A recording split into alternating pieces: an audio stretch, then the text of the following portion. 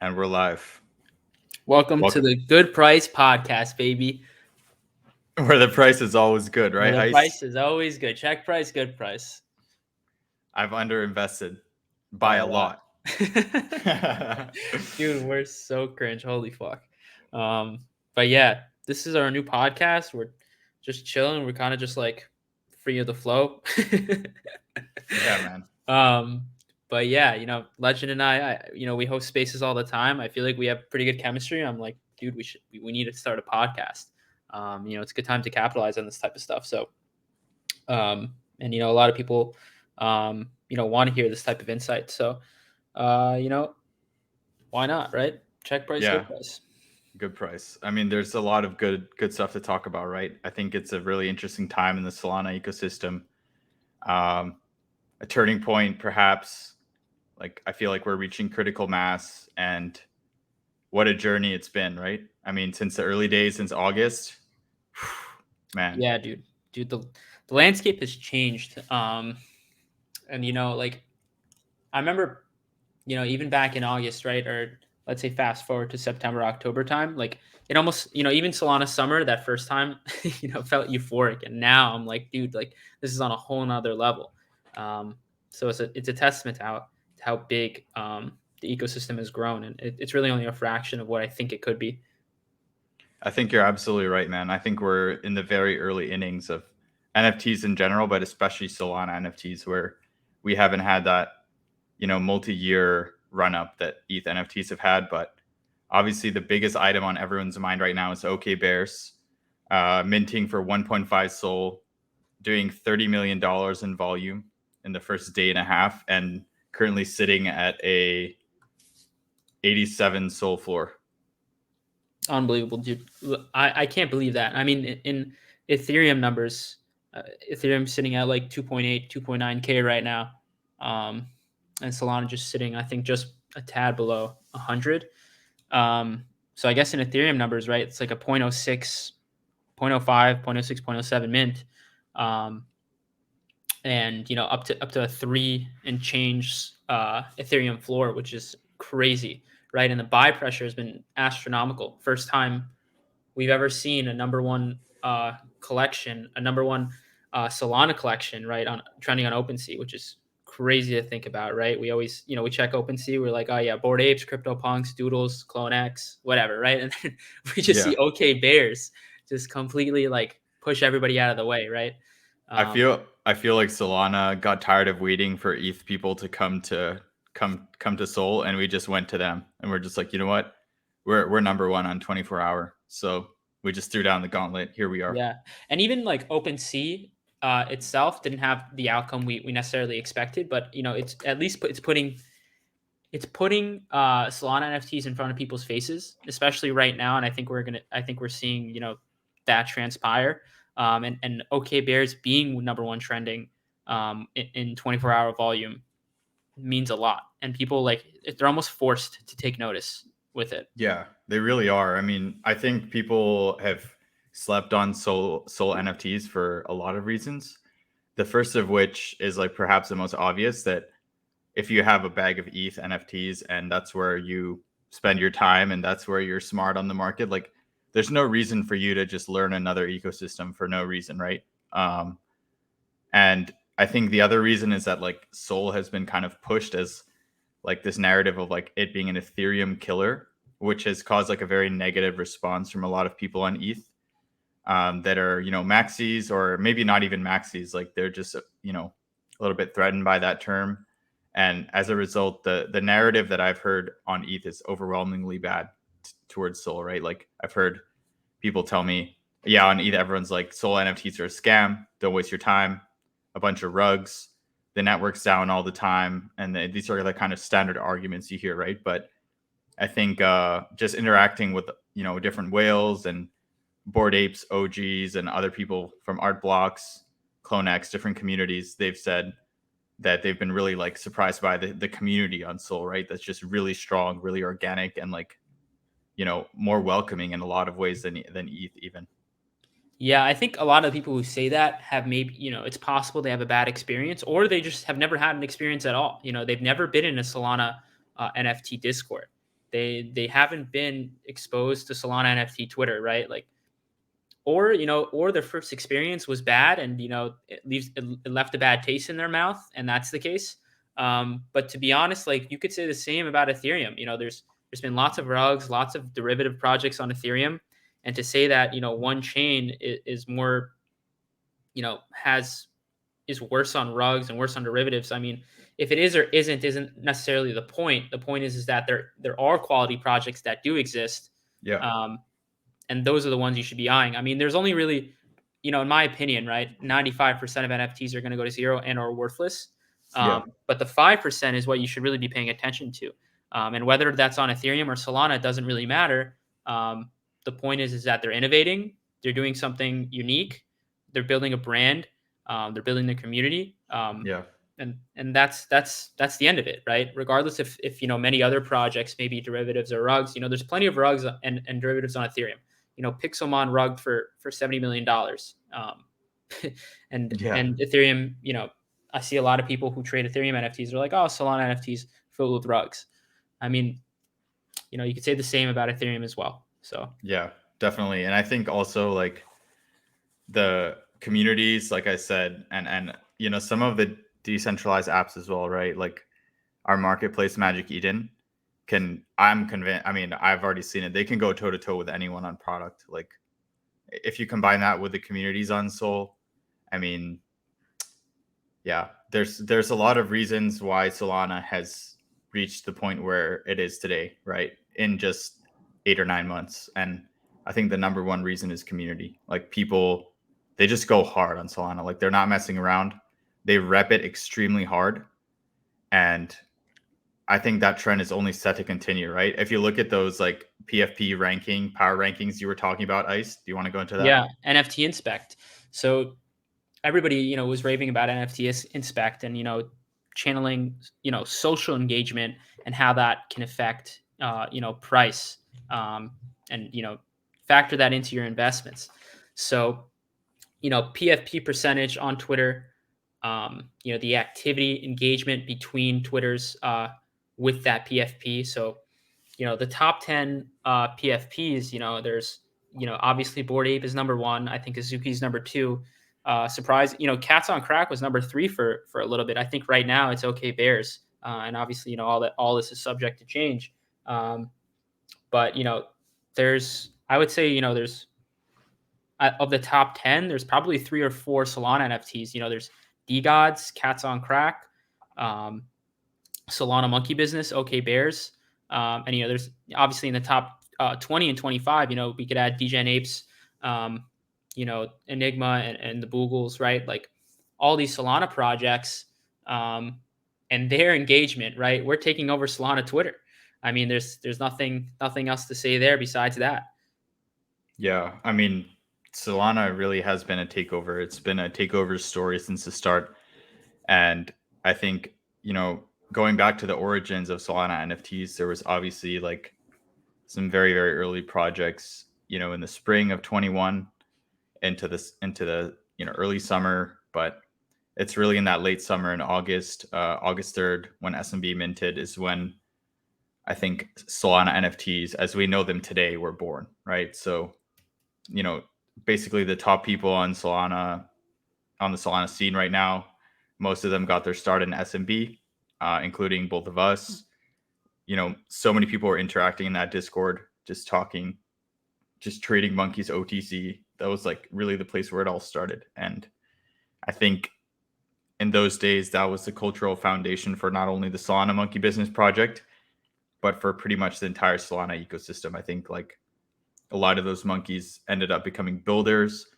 They ended up becoming project owners and devs. And, if they weren't doing any of those things, they were just amassing huge collections. And I'd like to see the metric of like what percentage of all Sol NFTs are owned by a wallet that has at least one monkey in them.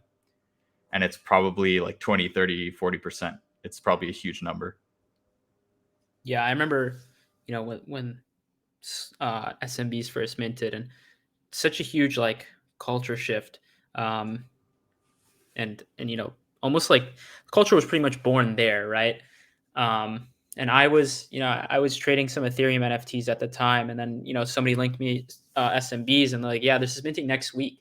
Um, and I'm like, oh, cool. Like, it was my first introduction to Solana in general, right? Solana was trading at like 25, $30. So it was my first experience getting a Phantom wallet. Such a great experience, by the way. Like, way, way better than MetaMask. Ethereum can be, really annoying to handle. And at the time, Solana was having no TPS issues, so it really felt like heaven. But yeah, like getting in the SMB Discord, um, it was really fun, and that really like set the tone of culture, right? That cultivated the culture of Solana NFTs that we know today. It was really like the foundation, in my opinion. Yeah, I couldn't agree more. And I think central to that was just like the group of people involved. They were all early adopters, people who took a chance on Solana early.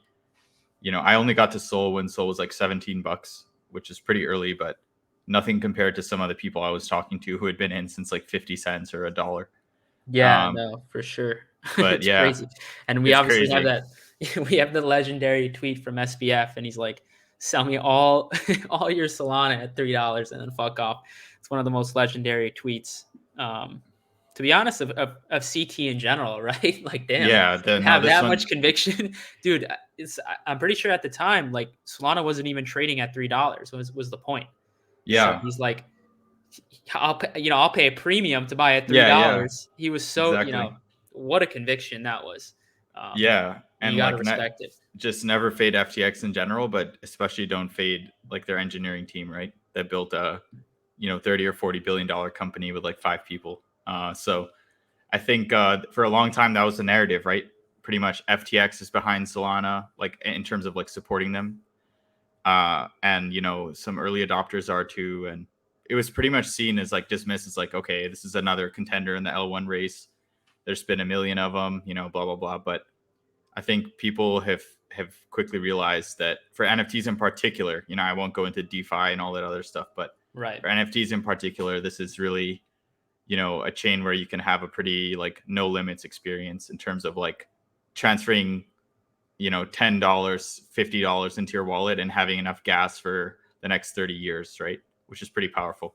Right. And I think we can accredit a lot of it to the Phantom wallet, and Magic Eden, and early Solana marketplaces in general, right? Because if I go on like Near or even Luna, obviously there are NFTs that exist there, but I think the marketplaces, not that NFTs themselves or the collections themselves, but the marketplaces are really starting to lack. So even like down the line, I've traded a few Near NFTs and a few Luna NFTs. I'm not, I don't trade it daily, but occasionally. Um, and the user experience just isn't as good as Solana right now. I hope in the future that it does get to that point. And, we could talk about that at a later date. But at the moment, like having Magic Eden as a marketplace right now is one of the best things that happened to Solana NFTs in my opinion.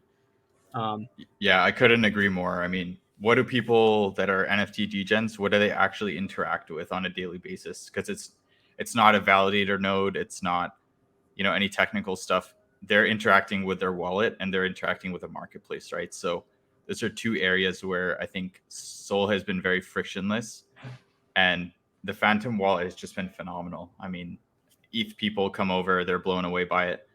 And I think another huge catalyst was Phantom Mobile coming out. right.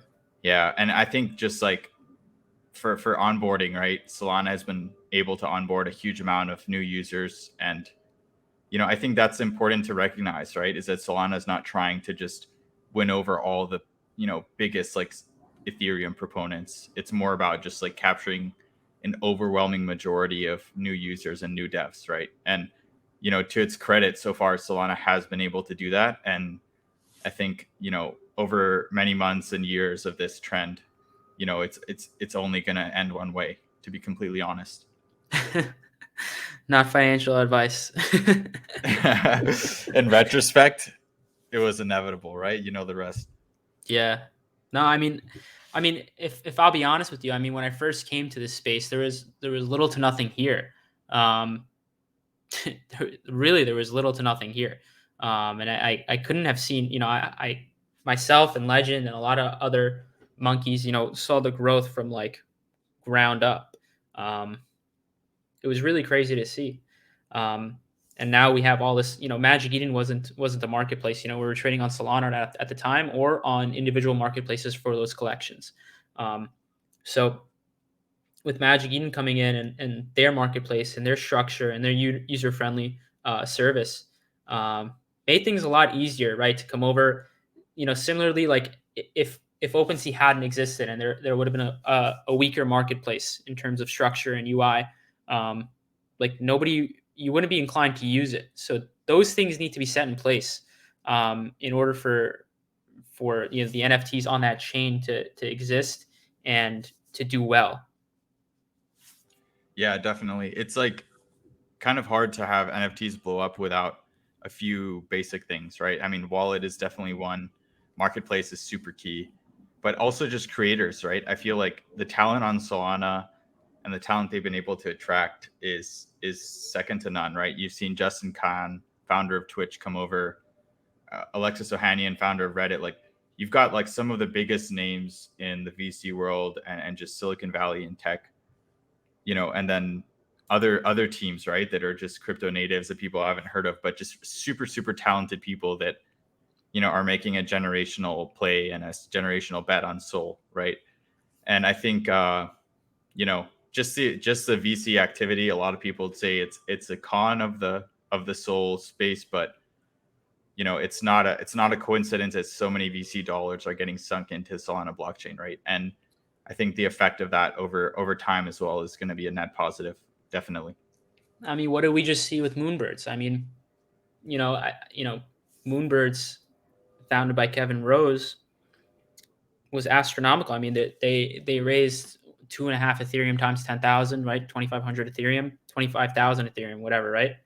Or I don't know, maybe my math is off. Maybe I'm stupid. But anyway, um, right? Like everybody was oh, they're centralized VC. We don't want this. This is for, you know, there are a lot of complaints, right? Either way, and even I'll take it a step further and say like a lot of Bored Apes and the success of Bored Ape, the collection as a whole, right, through Mutant Apes, through their dogs, Yeah, ApeCoin, can be accredited to Yuga Labs and pretty much Yuga Labs only, really.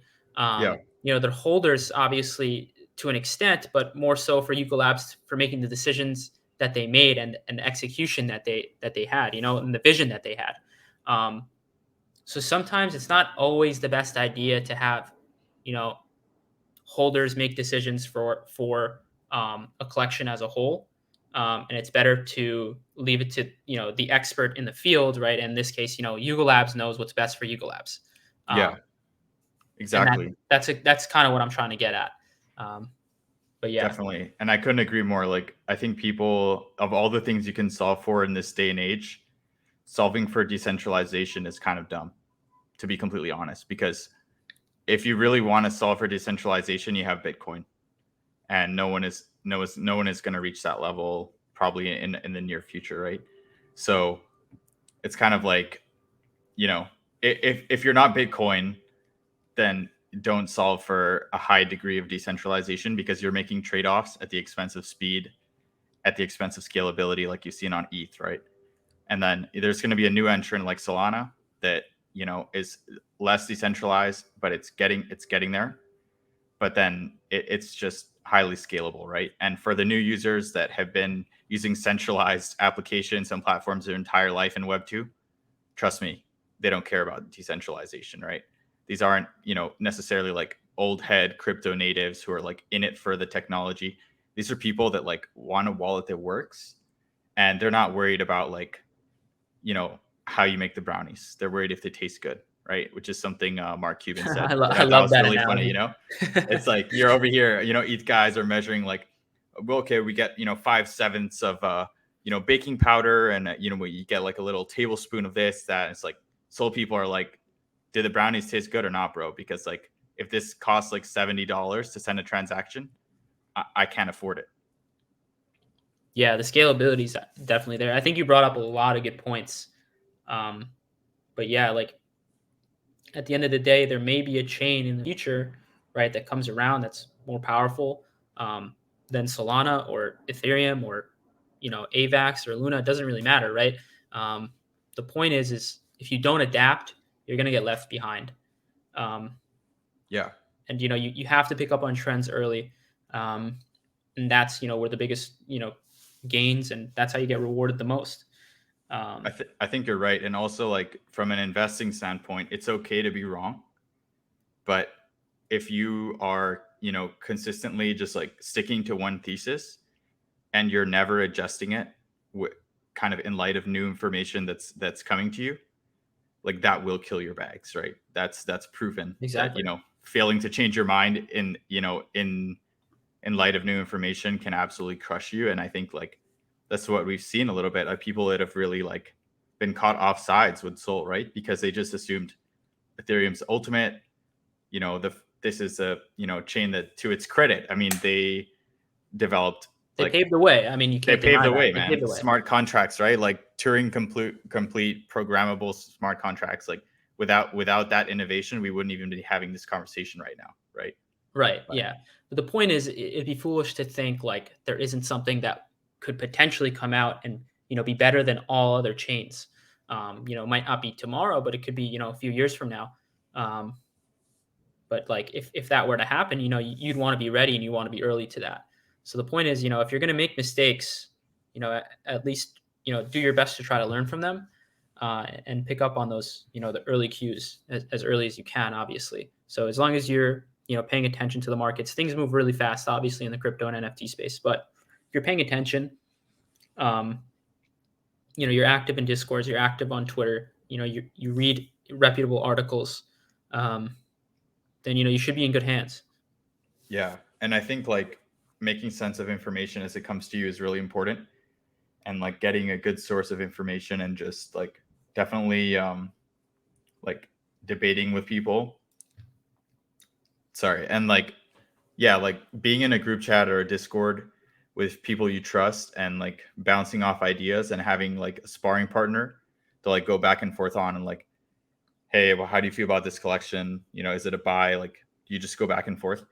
I think that's the most important thing early on, to like make sure that you're not just like buying whatever project some influencers shilling, because like people have ulterior motives, and maybe it's their bag, maybe they've been paid to shill that bag. Like, you can't just rely, on Right. information at face value. You really got to like do your own research and hop into the Discord, see if it's popping off, or is it a bunch of bots and is it dead? Like, it's pretty obvious when you dig into it a little bit.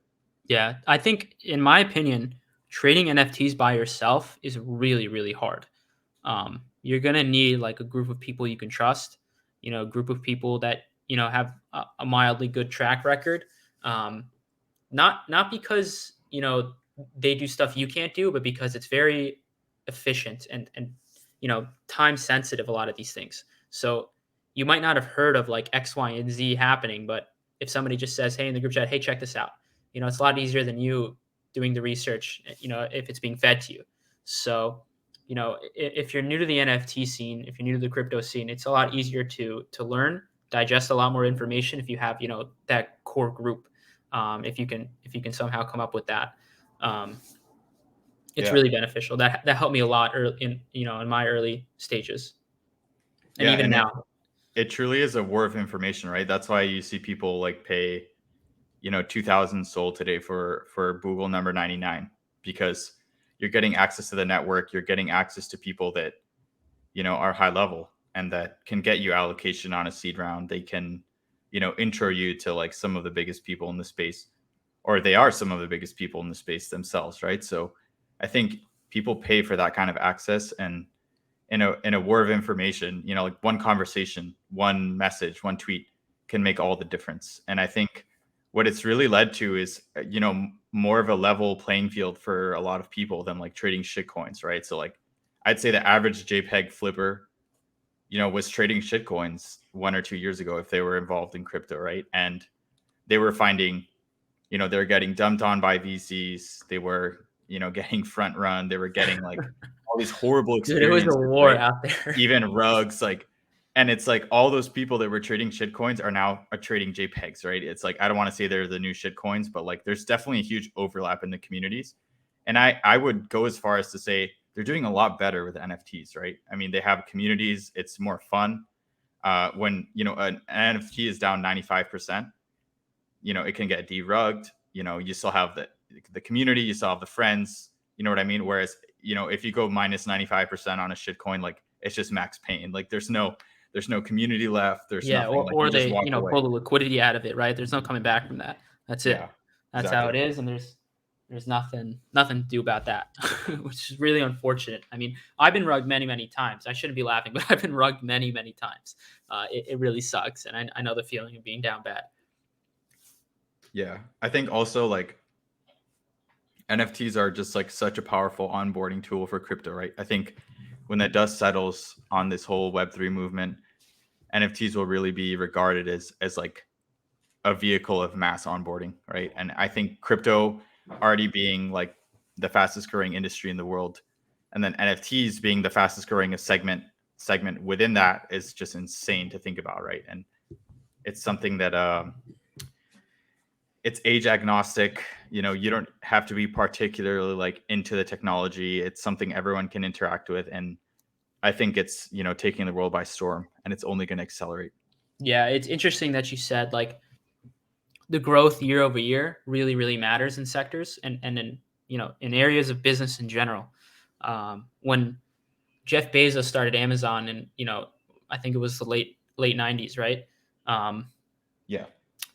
he said he saw a statistic that blew his mind. He's like, the internet's growing like, I don't know, 1,000%, 10,000%. I don't know the exact statistic, but um, you know, 10x plus year over year. And he's like, you know what? That's what led him to be like, okay, I'm going to open an online bookstore, and that became Amazon, which is crazy to think about. It is crazy to think about, and like, well, we're not saying like NFTs are the next internet. It's kind of like a similar movement in the sense that, Yeah, I mean the Web3 yeah, narrative. I mean, Gary Vee always says that, right? That like it's similar to that era. And the with that being said, right, a lot of NFTs are worthless and will go to zero. But the top tier ones, right, the ones that separate them from the bad ones, um, they're going to survive. They'll have the longevity, and they'll be valuable. yeah. And I think definitely like you have to be careful, right? Because a lot of people, they get into this space and they try to make all their gains on one project, but the reality is it's incredibly hard to just pick a winner from the parking lot, right? Like that, right? Like if it was so obvious, then why didn't everyone buy into Bored Ape?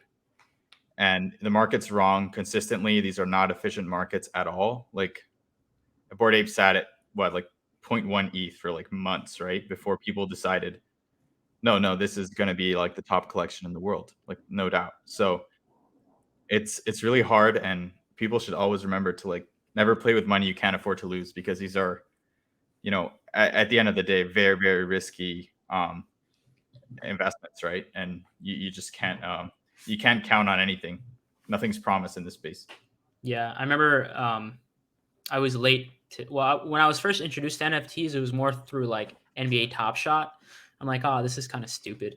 And I didn't really think anything of it. And then obviously that led me to miss like the Board 8 Mint, which is like I think they just passed their 1 year.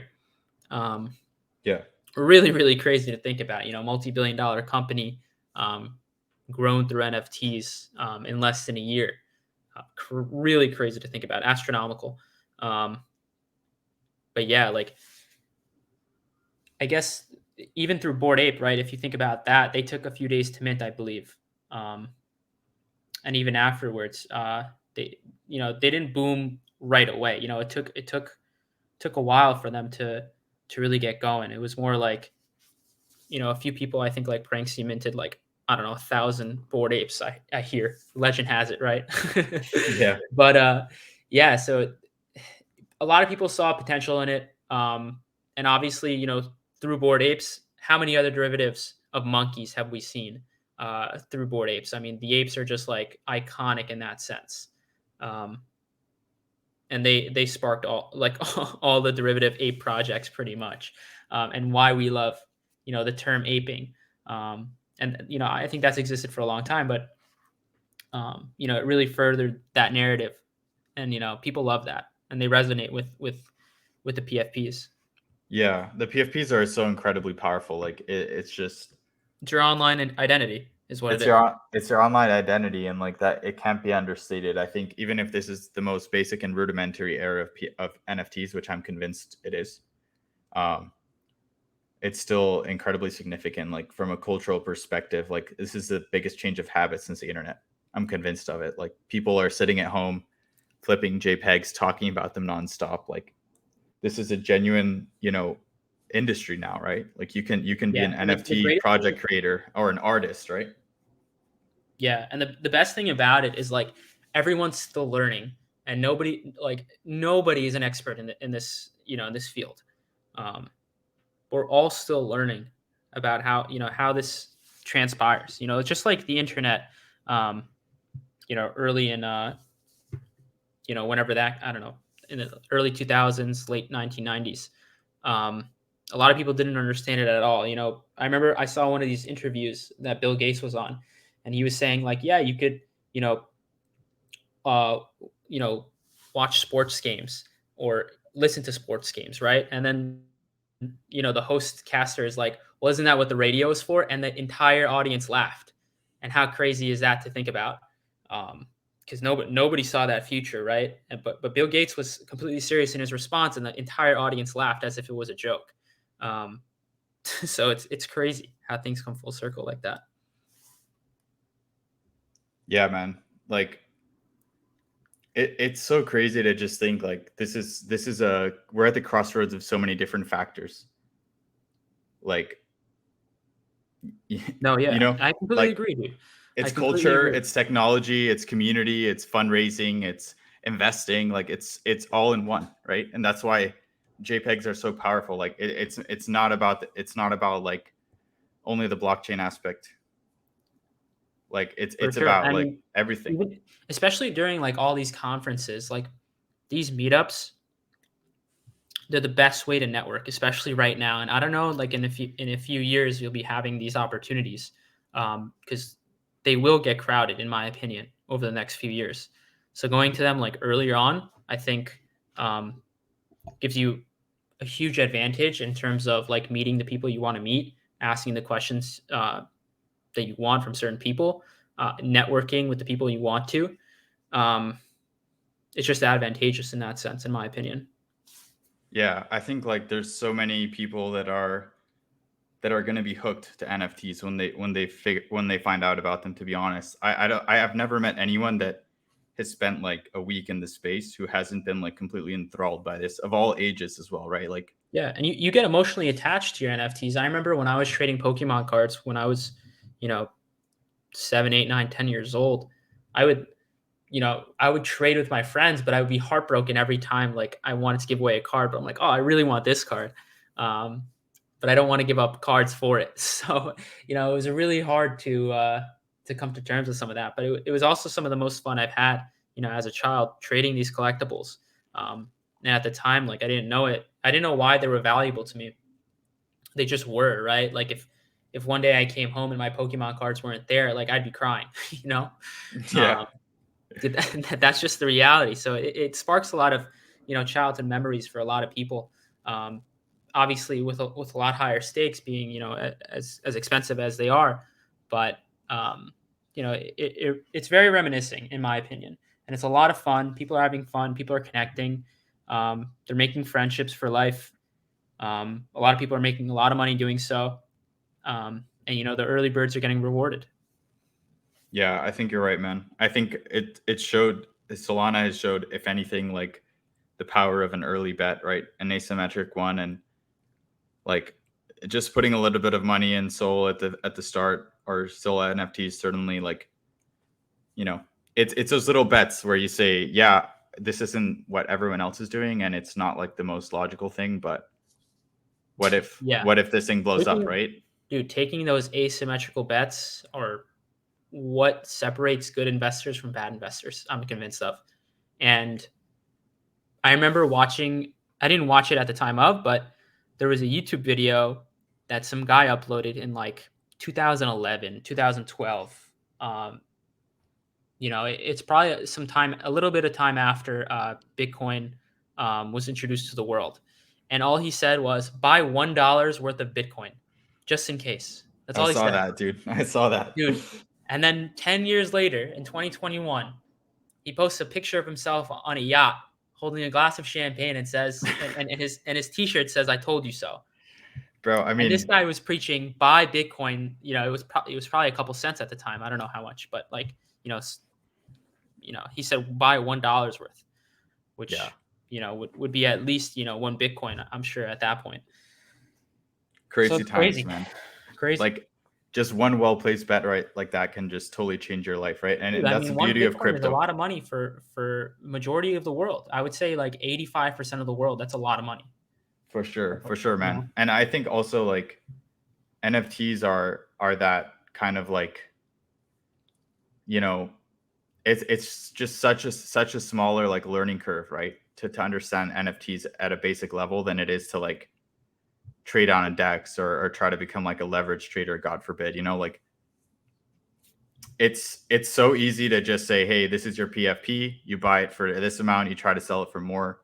You go in a Discord. You talk to people, see what people are talking about, and you try your best. Like I feel like this is like really, there's a lower common denominator with NFTs than there has been ever in crypto, right? And there's a lot of people that have zero interest in trading, coins or tokens who just love NFTs and they spend all day on them, right? So I think Yeah.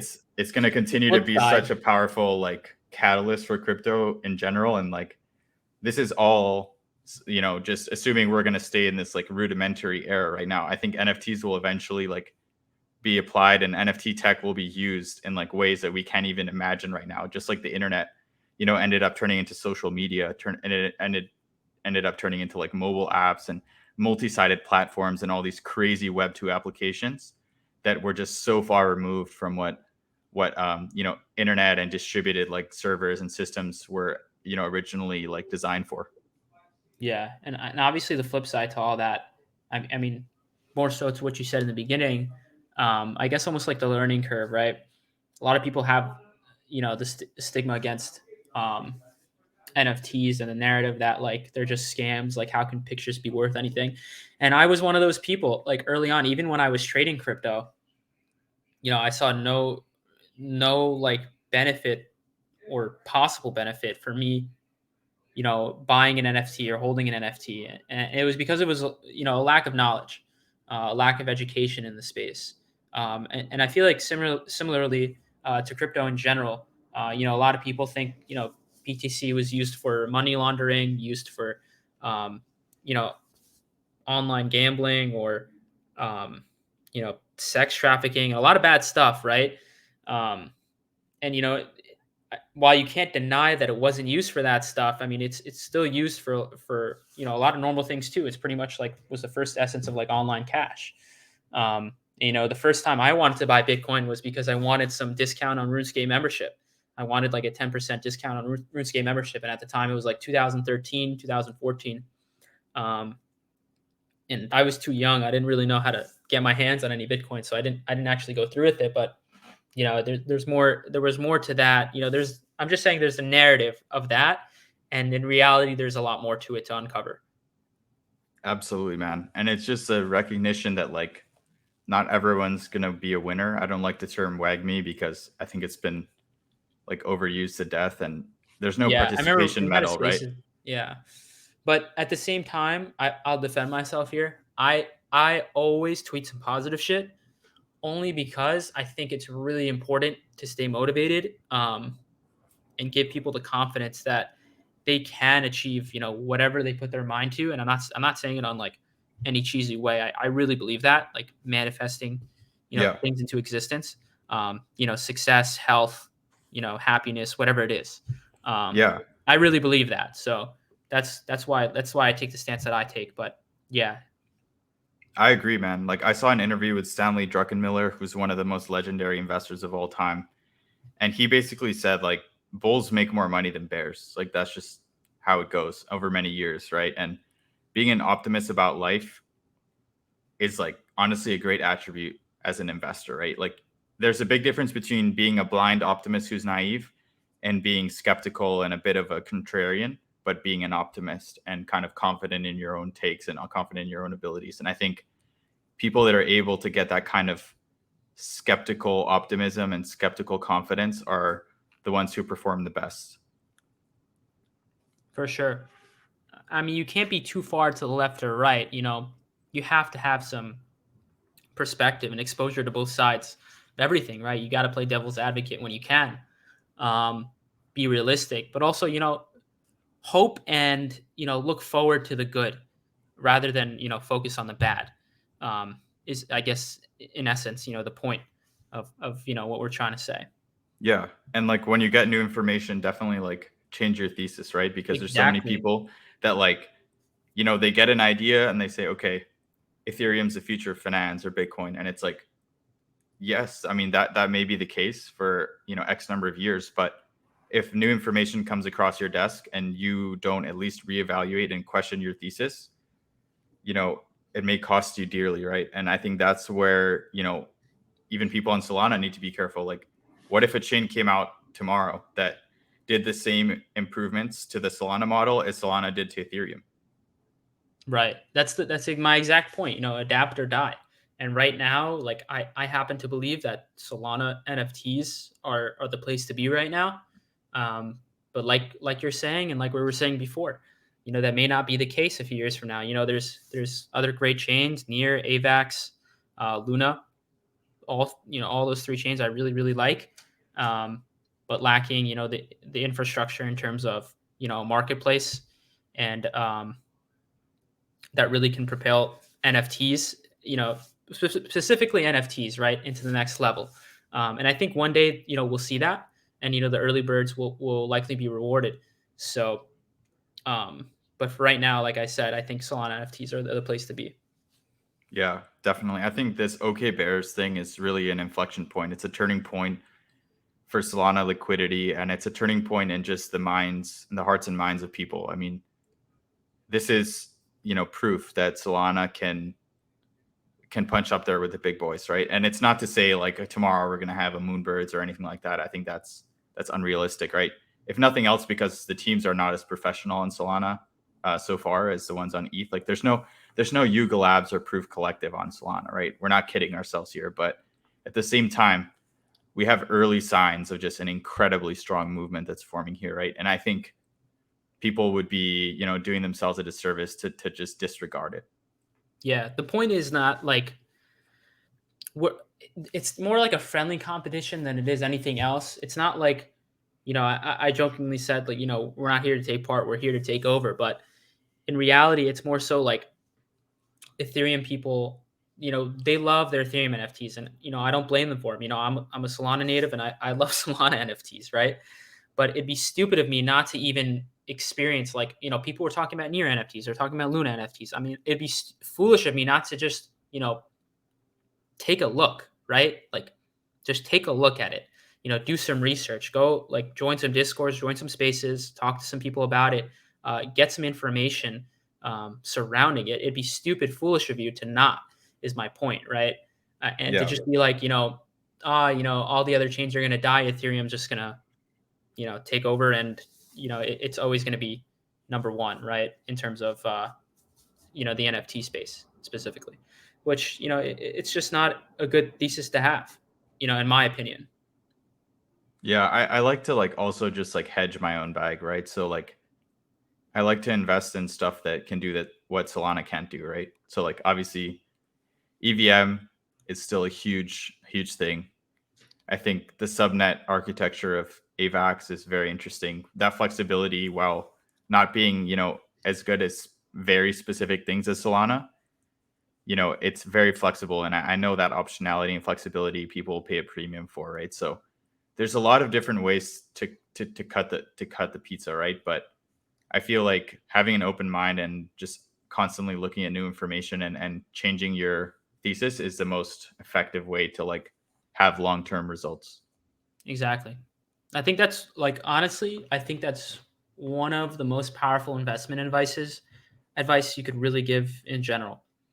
Um, to always, target new trends. Don't get left behind because you're so focused on one thing. You should always keep your eyes peeled. Don't become a maxi at anything. Yeah. Um, always be willing to soak up new information for And sure. honestly, like try to recognize these waves as they come, right? Like you don't have to be the first person on NFTs in the world, right? But you realize that this wave is forming, right? Like at the point when, Ethereum NFT volumes have gone from 140 million to 200 billion in 1 year in 2021, like that kind of exponential growth is just unprecedented, right? And you have to remember, like, the chances of it doing another 10x are pretty high, right? So you're looking at like a multi-trillion-dollar industry, and we're in the early innings of it. I mean, that's something that, like, yeah, you can like try your hand at it and you can be wrong, but I think the biggest tragedy of all is seeing a movement like that forming and not even try it, or just fade it completely. For sure. I completely agree with it. That's exactly, the point we're trying to get across. You got to at least, be willing to look, take a look. If you want to be, stubborn about it, it's really going to hurt you. Um, it's really going to hurt you, in my opinion. But yeah, it's crazy times. Crazy times, man. I still can't believe the OK Bear stuff, honestly. Yeah, this stuff, like, having come from, It's like, really exciting. It's really really exciting. Regardless if you own a bear or not, it's a win I for don't own Solana any. That's the NFTs thing. Like, in I'm so general. happy. It's as if I own 100 of these things because I don't even own any, Dude, and the same thing with I'm with so D happy. Gods. The same thing with D Gods. A lot of credit to them.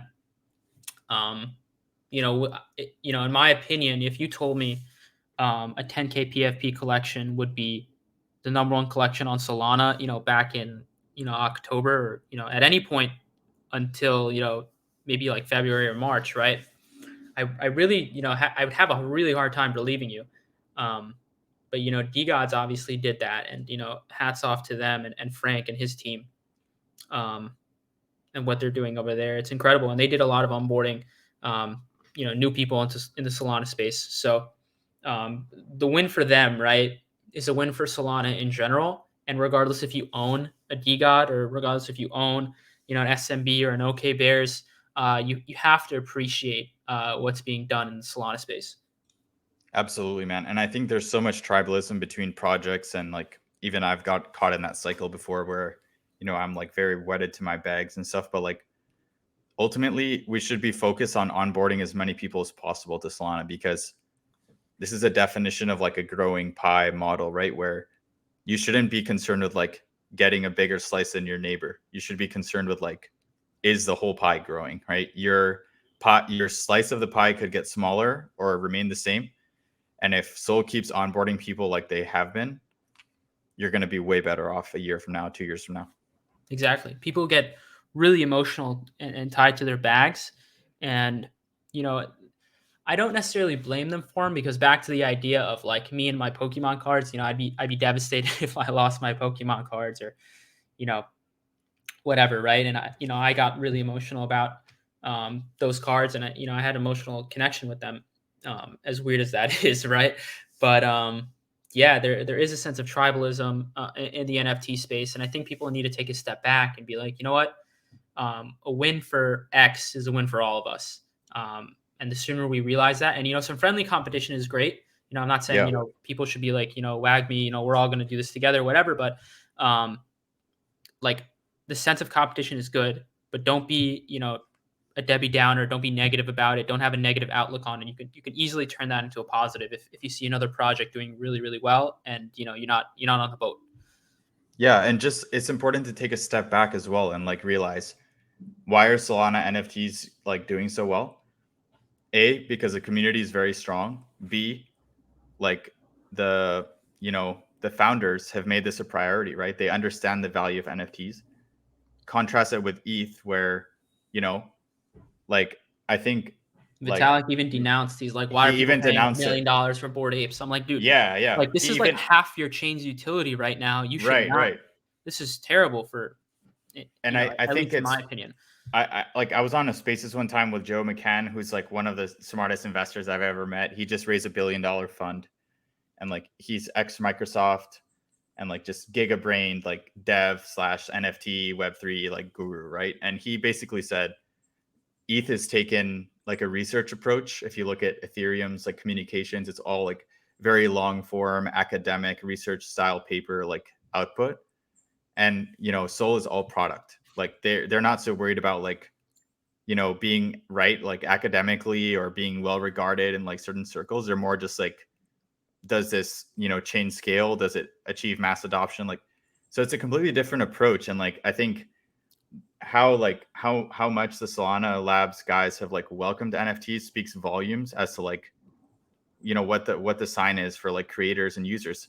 If there was ever a chain that was like better for NFTs, it's Solana. Like, as of right now, they've had less time, less liquidity, and that's why ETH has such a head start. But like, if Sol had 2-3 years to like To mature. figure its issues out and to mature and to accumulate liquidity, like, I mean, you could only imagine like what it'd be trading at right now.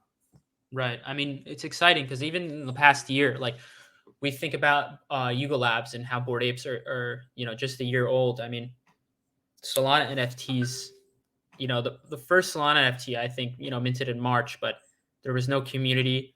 There was nothing there. I don't even think the Phantom wallet existed. So it really lacked the infrastructure. But since we got the first real marketplace in Solana Art, and Phantom came out, that was a huge catalyst.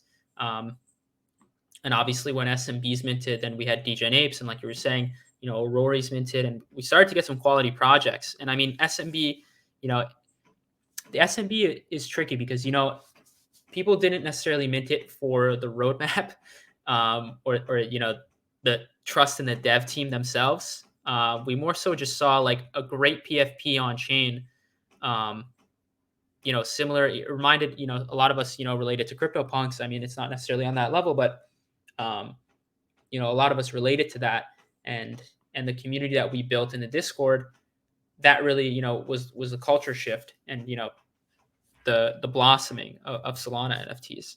And it was definitely a sight to see, and a time to reminisce on. And it's crazy because that since SMB's minted, I think in, what was it, the first week of August? I think it was like August 3rd, right? Yeah. We're still I don't know, 4 months away from that birthday. So in the short period of time, Solana NFTs have done really, really well. Yeah, they have, man. And I think it's just starting. And I think like this fairy tale is just starting out. And I think like honestly, we're gonna see some crazy stuff in the next year. And it's like it's what it always has been, right? It's slowly at first and then all at once. And it's like, it's gonna take the same amount of time to go from a $2 billion market to 20 as it did from like 0 to 1. Yeah. I mean, okay, not investment advice. I don't have a crystal ball. That's a bold statement. But like what I'm saying is like with these exponential technologies, like, like the percentage growth can get pretty crazy. Yes. I mean, sometimes parabolic runs happen, and it's almost like, you hold something for such a long time. I mean, you could take, NFTs are a perfect example. They could be sitting at like pretty much like close to nothing, worthless. Um, and a few things click, and people start to take notice, and they completely rocket, and 10x, 20x, 30x, 50x gains are made. And that's what he's talking about, where it goes slowly and then all at once, pretty much. But yeah, super, Yeah. super cool. And I think this is a little bit off topic, but it got me thinking. Sometimes you can tell when like things are starting to pick up, because like you see a lot of sales, especially in NFT projects. You'll see a lot of sales go, things be bought way above floor price with rarities.